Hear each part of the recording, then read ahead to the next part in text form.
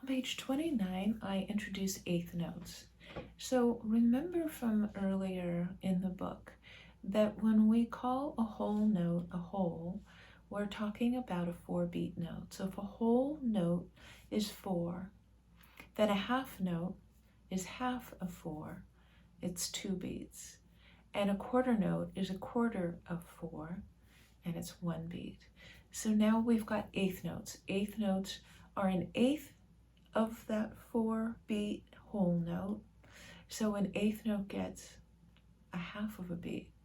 Okay, it's very confusing with this language. It's very unfortunate language that we use, that we say an eighth note is worth a half of a beat. How confusing is that? I'm so sorry.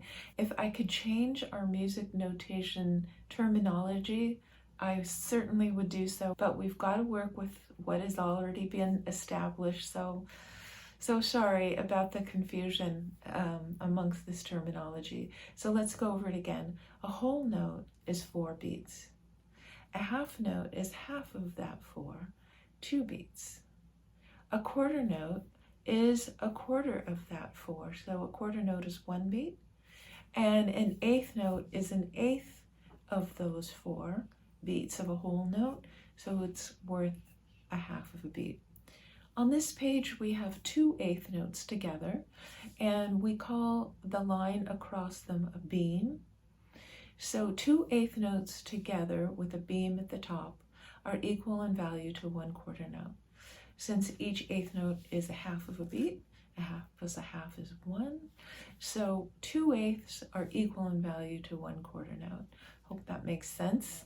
You might want to listen to my explanation a couple of times and also read it on page 29. If it's not penetrating right now, just keep mulling it over and hopefully it'll make some more sense when you play these songs.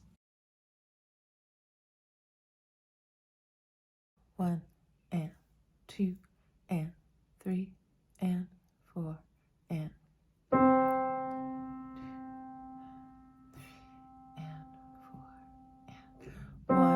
and 2 and 3 and 4 and 1 and 2 and 3 and 4 and 1 and 2 and 3 and 4 and